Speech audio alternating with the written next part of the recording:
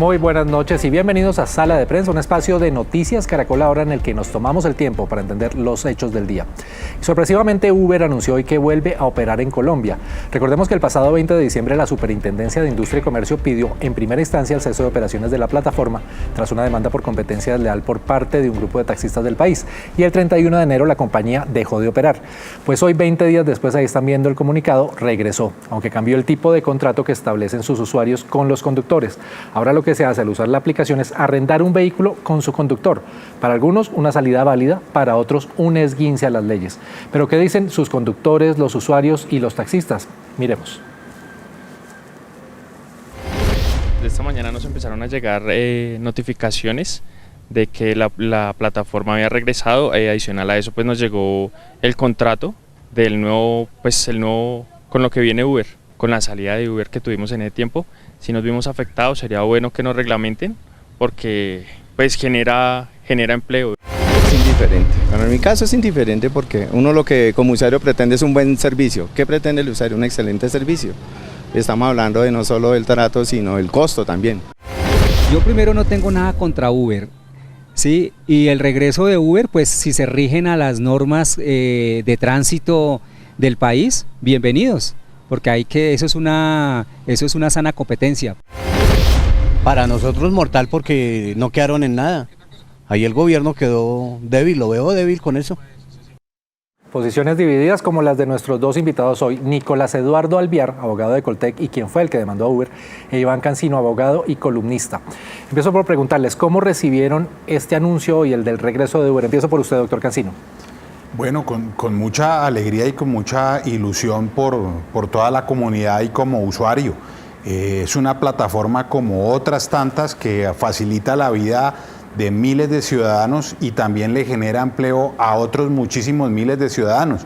En mi concepto jamás debió irse, pero eso demuestra que busca alternativas para seguir en la competencia y prestando un servicio. Los taxistas pueden tener su operación común y corriente, mejorar las condiciones de prestación y obviamente tener las críticas que quiera, pero no veo absolutamente ninguna ilegalidad en Uber, ni antes y mucho menos ahora.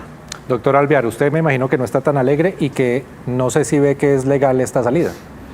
Bueno, pues mire, lo que uno debe entender es que esta es una jugada un poco atrevida, un poco arriesgada por parte de Uber al comunicar que inician operaciones, pero simplemente cambiando la denominación de sus servicios. El servicio de fondo sigue siendo el mismo, el servicio de fondo sigue siendo el servicio de transporte, sea la denominación que se le dé.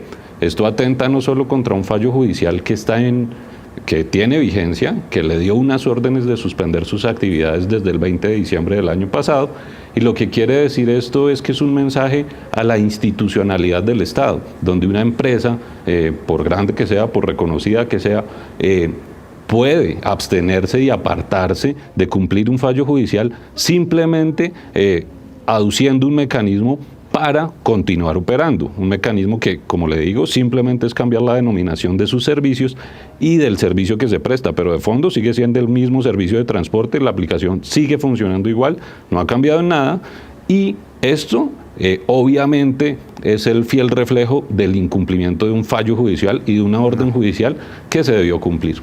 Doctor Alviar, pero ahora le pregunto a usted también, esto surge y esta tecnología, no solo Uber, otras aplicaciones y no solo en transporte, también en hotelería, en alojamientos, en servicios a domicilio, bueno, todo esto surge para prestar un servicio diferente a los usuarios y los usuarios lo aceptan porque les presta un servicio que les conviene. ¿Cómo hacemos entonces para que se preste este servicio y estemos en la legalidad, según usted, porque no estamos en este momento? Sí, esa es una excelente pregunta. Lo que se debe hacer por parte de cualquier plataforma tecnológica que quiera entrar a operar en cualquier sector económico es mirar la regulación de fondo y de bajo en el servicio o en el gremio que se presta. Digamos que las plataformas solo son un mecanismo o una metodología para vender un producto o un servicio. Es una metodología novedosa, eso nadie lo niega. pero se tiene que mirar la regulación del sector económico en el que están interviniendo. En este momento, cualquier plataforma que entre a un mercado a ofrecer productos y servicios debe cumplir con la regulación especial. En el caso de transporte, debe someterse a las normas de transporte que están vigentes y fue con las que falló la Superintendencia de Industria y Comercio, decretando o sentenciando que hay una competencia desleal que afecta obviamente al sector del taxismo en Colombia. La respuesta a la pregunta es clara. Para que entre una tecnología disruptiva al mercado a ofrecer productos o servicios, debe cumplir con la regulación vigente en cada sector económico. Doctor Cancino, entonces le traslado la pregunta a usted. ¿Estamos atrasados en regulación en el país? ¿Falta voluntad política de gobierno y Congreso? ¿O qué está pasando frente a esta tecnología? Son varios puntos, mire. El primer objeto de debate es, pensando que se necesitaría una legislación especial, pues el Congreso y el gobierno sí están en mora, específicamente todo el periodo del gobierno pasado y ya un año y unos meses que lleva el gobierno del presidente Duque. Pero quienes desde la academia y desde la opinión hemos defendido a Uber y otras aplicaciones, antes de la sentencia que respetamos pero no compartimos de la superintendencia, ya había una manera de aplicar legalmente la plataforma. Y ahora que hay una modificación totalmente válida, totalmente legal, que se rige por las leyes del Código Civil y de Comercio, como lo dice el nuevo contrato que se pone de presente cuando uno contrata el nuevo servicio de Uber a partir de hoy, está perfectamente reglamentado. Puede haber algunas cuestiones de interpretación. Lo que sí no se puede aceptar es que se trate de catalogar a Uber como que está cometiendo un fraude de resolución judicial, porque no lo hay. Esa modificación del contrato de transporte es una modificación de todo lo que se puede prestar entre quien necesita el servicio, quien lo presta y quien es el intermediario, que es la plataforma. Así que no se está desconociendo desde ningún punto de vista la decisión de la superintendencia, que además es objeto de apelación para que lo resuelva la autoridad competente. Entonces, si usted quiere, el gobierno puede reglamentar aún más, pero yo no reglamentaría como gobierno poniéndole alguna traba a las plataformas. Yo lo que haría es proteger y darle las garantías a quien presta el servicio de taxi. Hay que reformar el cupo. Es absurdo que un cupo de taxi pueda costar entre 50 o 70 millones de pesos, que eso es lo que encarece el servicio y es donde está la incomodidad. Que todavía haya empresas que cobren el servicio de rodamiento o que le cobren a las personas por el servicio de radiotelefonía. Aquí hay una mafia en el sentido de la palabra. Aquí lo que quieren haber es todavía seguir aprovechándose ciertas personas del que conduce por supervivencia un taxi. Así que aquí el debate no debe ser en qué está haciendo mal Uber o cualquier plataforma, sino en qué hay que reformar y qué está haciendo mal el que presta en grandes cantidades y se aprovecha del conductor del vehículo de taxi. Sobre ese tema quiero preguntarle al doctor Alvear, porque es bien interesante. O sea, tal vez no regular lo nuevo o pues hacer una regulación para lo nuevo, pero mirar mejor cómo regularizamos o cómo desregularizamos a lo tradicional para que se ajuste y no haya esa competencia desleal, doctor Alvear. Mire, realmente el fallo de la Superintendencia de Industria y Comercio del 20 de diciembre explicaba muy bien por qué las actividades de Uber sí son consideradas actividades de transporte individual de pasajeros. Cada una de las actividades que Uber desarrolla en la prestación de ese servicio se enmarcan perfectamente en lo que describe la ley de transporte como actividad transportadora. Asimismo, se enmarca perfectamente en lo que describe el Código de Comercio como los elementos esenciales del contrato de transporte.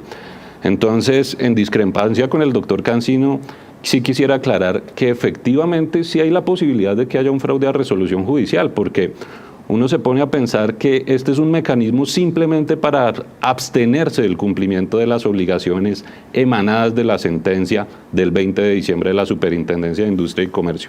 Y en respuesta puntual a su pregunta le digo, mire, realmente en mi concepto no hay que desregularizar o modificar la regulación. Lo que hay que hacer es respetar la regulación vigente en cada sector económico que ha funcionado durante muchos años. Como le digo y reitero, si una tecnología disruptiva quiere entrar al sector, a determinado sector económico, simplemente se tiene que entender que es un mecanismo de venta de productos y servicios y por esa misma razón tiene que regirse a la regulación vigente. Puede que el día de mañana cambie la legislación y entre a regir otra legislación, pero es que recordemos que el fallo de la superintendencia se hizo bajo el marco legal vigente. No podemos esperar que un juez falle con normas que no se han promulgado ni se han sancionado. Entonces, la respuesta es: cualquier aplicación debe someterse a la regulación específica del sector económico donde va a entrar a ofrecer productos y servicios, siempre desde la perspectiva de no entrar en actos de competencia desleal en determinado sector. Pero ahí sí le voy a insistir, doctor Alvear, porque si Uber y otras plataformas encontraron una forma más sencilla de prestar ese servicio y a los usuarios les ha gustado esa forma, no debe pensarse en cambiar eso. Sí, usted dice que ha funcionado durante varios años, pero el doctor Cancino tocaba puntos importantes, el tema de los cupos, el tema del rodamiento. O sea, no debe balancearse ya y mirar, de pronto ya esa fórmula que funcionó tantos años, hay que replantearla, hay que mirar de dónde salen obviamente esos recursos, si es con un impuesto a través de Uber, otras plataformas, y ahí se puede balancear este tema. Pues permítame explicárselo de otra manera.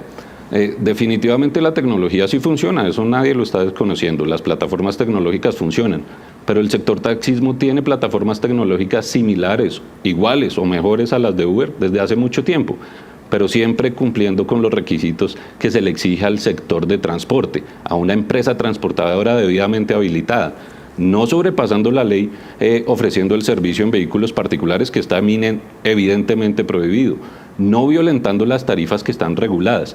Entonces, la respuesta a la pregunta es: mire, efectivamente la tecnología funciona, es amable para los usuarios, es aceptable para los usuarios y eso no lo podemos negar, pero estas aplicaciones que son aceptables por los usuarios, acogidas por los usuarios, deben también cumplir con la regulación de ese sector. Es simplemente eso. No estamos diciendo que la tecnología sea mala y que estas aplicaciones disruptivas no sean una mejora para el consumidor, pero estas aplicaciones están sometidas al imperio de la ley como lo estamos todos.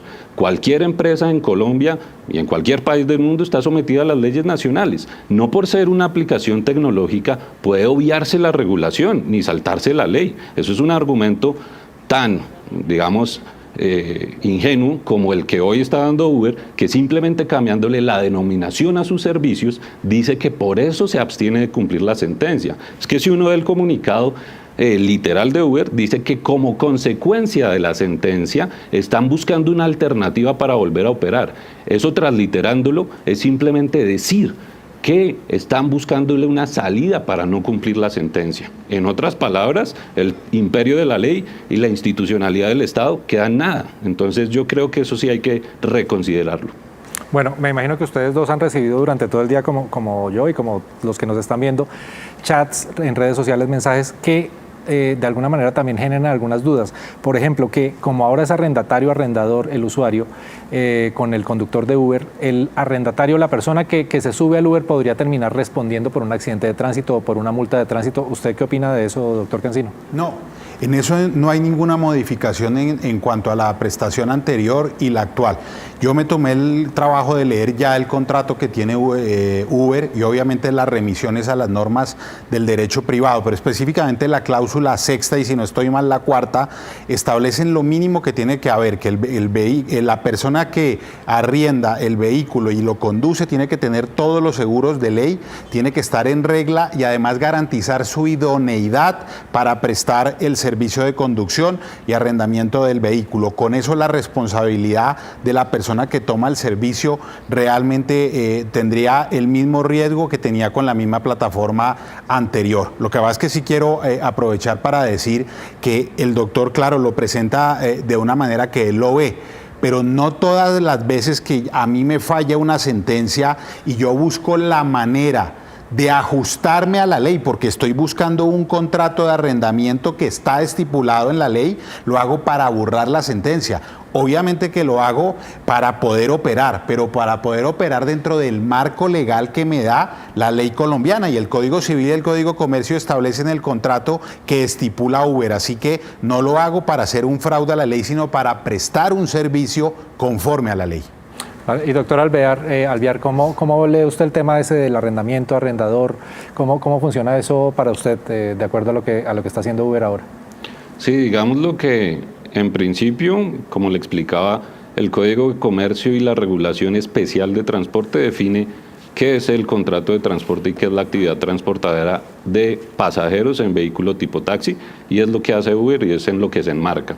Pero en gracia de discusión, si entráramos a pensar que esto se trata de un contrato de arrendamiento de vehículos, esto también está regulado, yo le quiero hacer esa salvedad, eso está regulado en la Ley 300 de 1996, que regula actividades de turismo, y dice esta ley que para arrendar vehículos con conductor o sin conductor se debe tener también un permiso, una resolución de habilitación como operador turístico, y en caso de no tenerla estaría infringiendo esta normativa, la Ley 300 de 1996.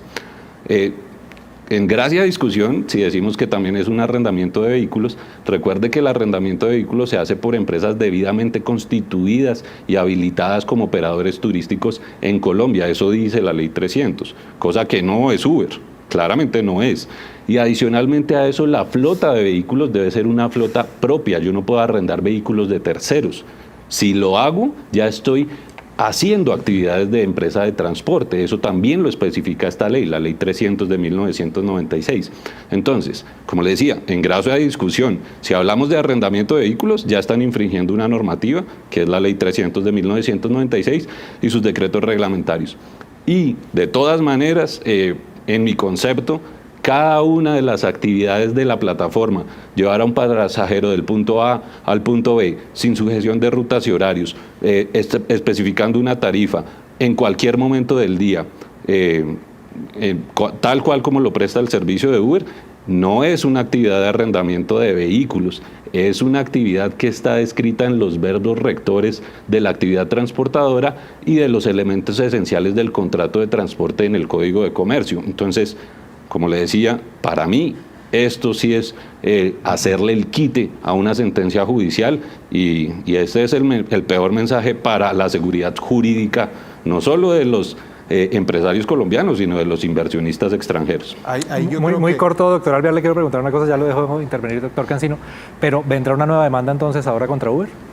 No, realmente los efectos de la sentencia en este momento, aun cuando hay un recurso de apelación, los efectos de la sentencia tal como se dio en la apelación, los efectos están vigentes, entonces la demanda sigue en curso, lo único que nosotros estamos exigiendo es el cumplimiento, y lo estamos haciendo a través de unas acciones civiles y a través de unas acciones penales que ya están en curso. Muchas gracias, doctor Alvear, y lo dejo, doctor Cancino, que me dé la última idea. Sí, es que ahí hay un tema de interpretación. Yo no me atrevo a decir de ignorancia, porque aquí en el derecho está claro que en este caso es un tema de interpretación. Pero es que Uber no es la empresa que alquila el vehículo. Ahí es donde está la equivocación y el error. El contrato que uno ve, que uno puede leer antes de pedir el automóvil, hoy en día, con las modificaciones, vuelve a especificar que el vehículo es propiedad de quien lo arrienda y que el mismo que lo arrienda puede ser el conductor. Uber lo único que hace es una intermediación. Y era lo mismo que sucedía antes, por eso siempre hablábamos de un contrato de corretaje, no tiene que constituirse como empresa de turismo, porque es que Uber no es la que presta el vehículo, no tiene que ser la propietaria, porque solo sirve de intermediario entre el conductor, que es propietario del vehículo, y quien necesita el servicio, que es el usuario. Así que de verdad que es una explicación elemental donde se utiliza la ley, una ley simple. Hoy, ¿por qué hay un problema? Porque comprar un taxi supera los 100 millones de pesos por el cupo y por los costos que se le tienen que pagar a las empresas. Esos costos no los tiene Uber, entonces ¿por qué no hacemos el debate donde es? Quitemos el cupo, hagámoslo transitoria o transitoriamente, pero mientras tanto no tenemos por qué prohibir la prestación ni de Uber ni de ninguna otra plataforma que preste un servicio similar. Doctor Cancino, doctor Alvear, muchas gracias, y podríamos seguir debatiendo esto durante horas y no van a llegar a un acuerdo y las interpretaciones van a ser muy diferentes, pero pues vamos a ver qué pasa en Colombia, qué dicen los jueces finalmente frente a esto. Y es momento de hacer una pausa, pero cuando regresemos hablaremos de una declaración del director de la DIAN que nos dejó pensando, porque asegura que no sería necesaria una reforma tributaria. Ya les contamos por qué.